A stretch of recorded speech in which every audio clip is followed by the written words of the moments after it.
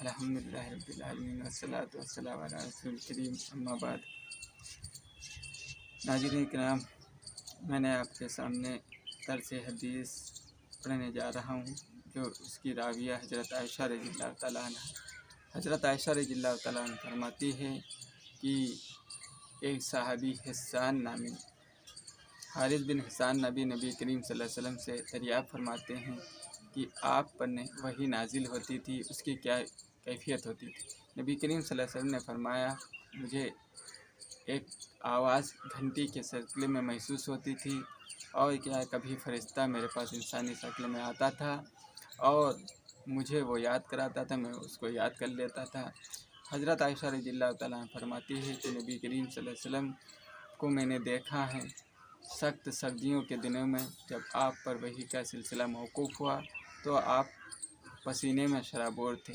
اس طریقے سے نبی کریم صلی اللہ علیہ وسلم کی یہ کیفیت رہتی تھی کہ آپ صلی اللہ علیہ وسلم پر، اور اس کا ایک آپ سمجھیے کہ آج سے تقریباً 100 سال پہلے جب وہ ٹیلی فون کا دور ایجاد ہوا تو اس میں بھی گھنٹی بجتی تھی۔ اسی طریقے سے آج کے دور میں جب موبائل ایجاد ہے تو اس میں بھی آپ دیکھیں کہ جب کسی کے کال آتی ہے تو اس طریقے سے آواز آتی ہے۔ تو اسی طریقے سے نبی کریم صلی اللہ علیہ وسلم کی ایک بشارت ہوتی تھی، ایک وحی کی سلسلے کی کیفیت ہوتی تھی۔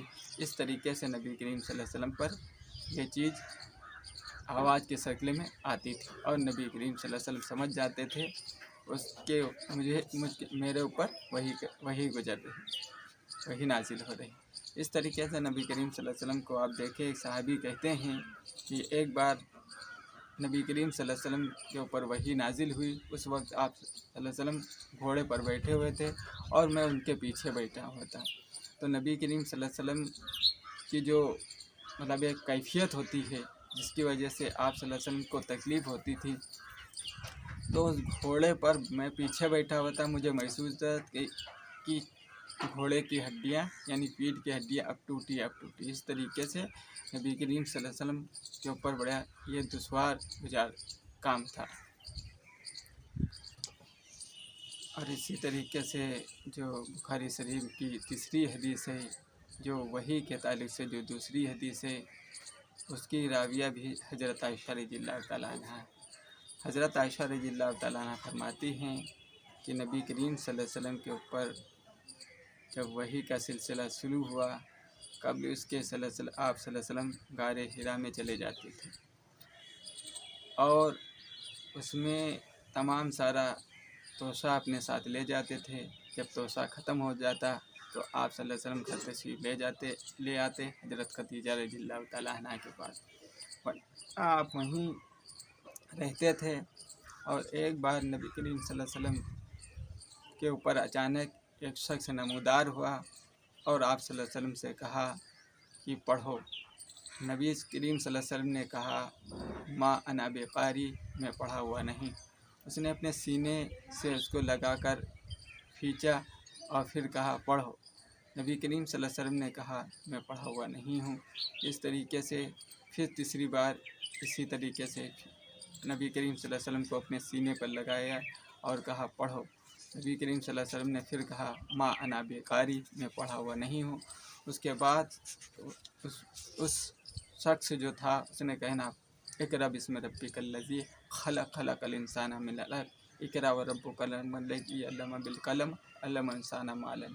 یہ قرآن مجید کی سورہ کی جو پہلی سب سے وحی نازل ہوئی تھی، اس کی یہ 5 آیتیں تھیں اور پھر اس کے بعد نبی کریم صلی اللہ علیہ وسلم کے وہ فرشتہ وہاں سے چلا گیا، اور نبی کریم صلی اللہ علیہ وسلم وہاں سے گھر تشریف لائے، اور نبی کریم صلی اللہ علیہ وسلم کی حالت جو تھی تو آپ کس کے ایسا محسوس تھا جیسے آپ کو بخار آ جائے گا، اور اپنی بیوی سے کہا، مجھے کمبل اوڑھاؤ۔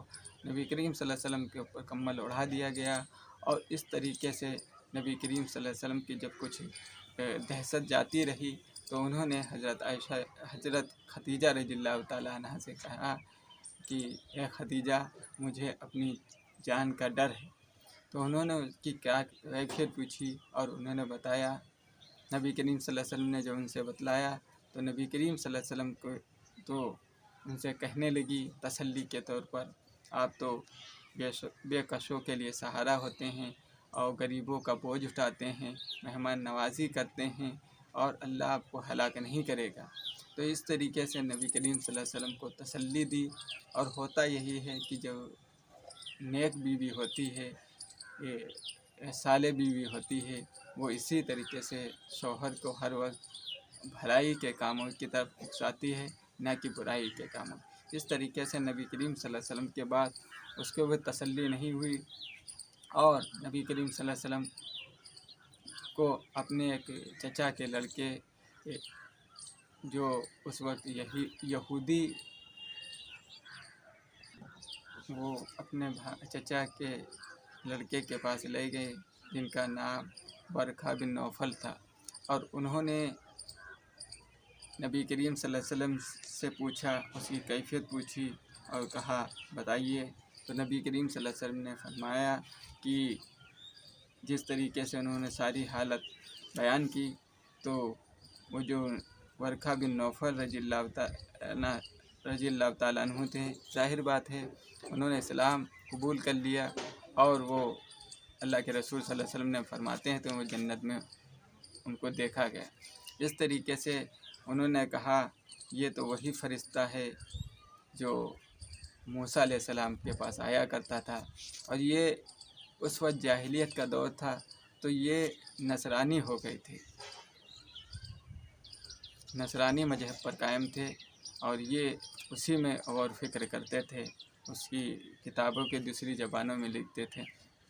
तो इस तरीके से नबी करीम सल्लल्लाहु अलैहि वसल्लम को कहा कि काश मैं उस वक्त ज़िंदा रहूं जब तुम्हारी कौम तुमको यहाँ से निकाल देगी। तो हुजूर अकरम सल्लल्लाहु अलैहि वसल्लम ने हैरत से पूछा, क्या हमारी कौम हमको निकाल देगी? हाँ, कहा हर नबी के साथ यही होता आया है। इस तरीके से नबी करीम सल्लल्लाहु अलैहि वसल्लम वहाँ से चले आए। वरखा बिन नौफल रज़ियल्लाहु ताला अन्हु ने कहा भी था, काश मैं उस वक्त ज़िंदा रहूँ जब आपकी कौम आपको निकाल देगी, तो इस तरीके से मैं आपके साथ होता, आपका साथ देता।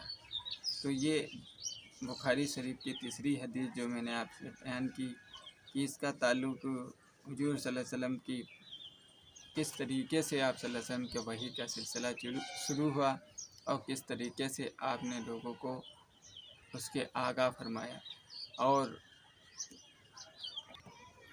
फिर वरका बिन नौफल कुछ दिनों तक ज़िंदा रहे, फिर उसके बाद इंतकाल कर गए और वही का सिलसिला कुछ दिन तक बंद रहा।